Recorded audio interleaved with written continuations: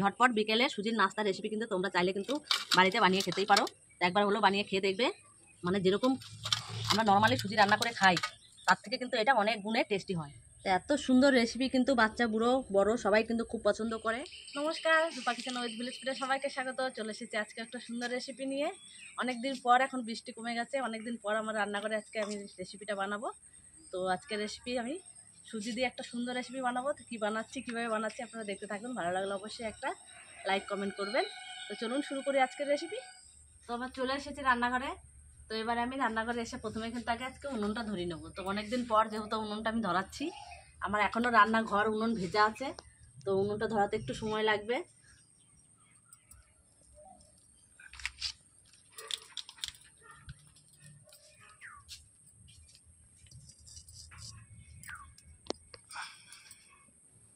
তো উনুনে আমি কড়াইটা বসিয়ে নিয়েছি, এবার কড়াইটা একটু গরম করে নেব। তো সুজির এই রেসিপিটা বানানোর জন্য আমি এখানে মাত্র কয়েকটি উপকরণ নিয়েছি। এখানে এক বাটি সুজি নিয়েছি একটুখানি ঘি, আর নিয়েছি চিনি, আর এখানে কিছু ড্রাই ফ্রুট নিয়েছি। তো প্রথমে আমি কড়াই এদিকে গরম হয়ে গেছে, আমি কড়াইতে একটু ঘি দিয়ে দেবো।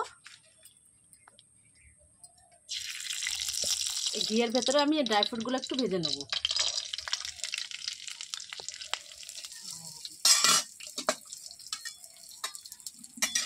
তো ড্রাই ফ্রুটগুলো আমি ভেজে নিয়েছি, ভেজে আমি নামিয়ে নিয়েছি। এবার সেই ঘিয়ের মধ্যেই কিন্তু আমি এবার সুজিটা একটু ভেজে নেব। তো এখানে আমি 200 গ্রাম সুজি নিয়েছি। সুজিটা একটু লাল লাল করে ভাজবো আমি, তাহলে সুজিটা কিন্তু খেতেও ভালো লাগবে আর গন্ধটাও সুন্দর হবে।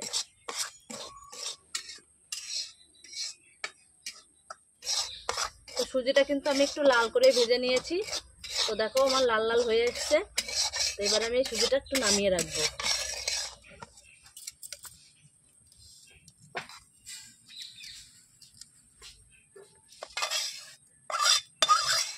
আমি যেহেতু 200 গ্রাম সুজি ভেজে নিয়েছি, তো সেই 200 গ্রাম চিনি কিন্তু আমি এখানে ক্যারামেল তৈরি করে নেব।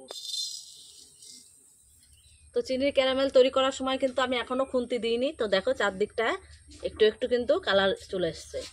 তো আর একটু গলবে, তারপর আমি কিন্তু আস্তে আস্তে নাড়িয়ে নেব। দেখো চারদিকটা সুন্দর কালার চলে এসেছে। তো এবারে কিন্তু আমি খুন্তি দিয়ে একটু একটু করে নাড়িয়ে নিচ্ছি।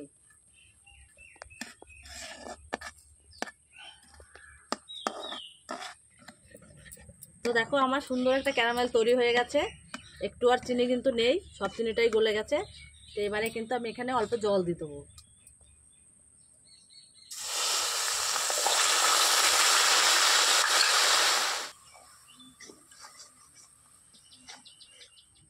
এবারে এখানে আমি 500 দুধ নিয়েছি।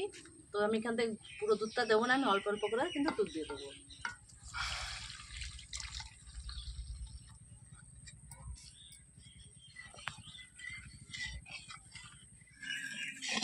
তো দেখো আমি চিনির ক্যারামেলের মধ্যে কিন্তু দুধটা দিয়ে দিয়েছি। তো দুধটা ভালো করে জাল করে নিয়েছি। এবারে সুজিটা অল্প অল্প করে দিয়ে রান্না করে নেবো।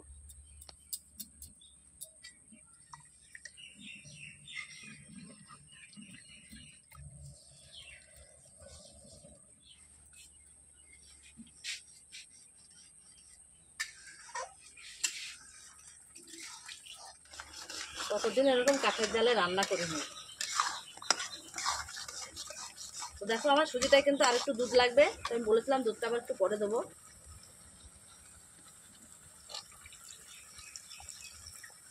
এবারে সুজিটা সুন্দর গন্ধের জন্য আমি দিয়ে দেবো 2টো তেজপাতা। এখানে এলাচও দেওয়া যায়, তো তোমরা চাইলে কিন্তু এলাচও দিতে পারো।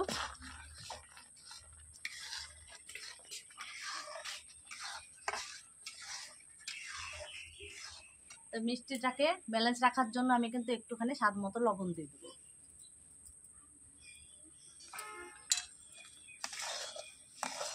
তো সুজিটা কিন্তু আমার অনেকটাই রান্না হয়ে এসছে। এই সময় কিন্তু আমি ভেজে রাখা ড্রাই ফ্রুটগুলো দিয়ে দেবো।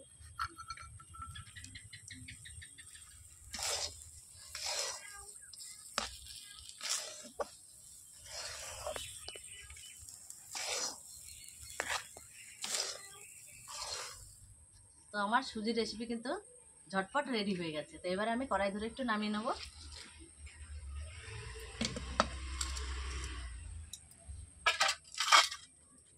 এইভাবে কিন্তু ঝটপট বিকেলের সুজির নাস্তার রেসিপি কিন্তু তোমরা চাইলে কিন্তু বাড়িতে বানিয়ে খেতেই পারো। তো একবার হলো বানিয়ে খেয়ে দেখবে, মানে যেরকম আমরা নর্মালি সুজি রান্না করে খাই তার থেকে কিন্তু এটা অনেক গুণে টেস্টি হয়। এই রেসিপিটা কিন্তু বাচ্চা বুড়ো সবাই খেতে পারে, খুব হেলদি রেসিপি। তো এত সুন্দর রেসিপি কিন্তু বাচ্চা বুড়ো বড় সবাই কিন্তু খুব পছন্দ করে। একবার হলো তোমরা বাড়িতে বানিয়ে খেয়ে দেখবে, আমি 100% গ্যারান্টি দিয়ে বলছি এত টেস্টি হবে যে একবার বানিয়ে খেলে কিন্তু বারবার খেতে ইচ্ছে করবে। আজকের রেসিপিটা আমার ভালো লাগলে অবশ্যই একটা লাইক কমেন্ট আর একটু সাবস্ক্রাইব করে পাশে থাকবেন, আর একটু বেশি বেশি করে শেয়ার করবেন। আবারও ফিরে আসবো অন্য কোনো সময় অন্য কোনো নতুন রেসিপি নিয়ে। ততক্ষণে ভালো থাকবেন, সুস্থ থাকবেন, সাবধানে থাকবেন।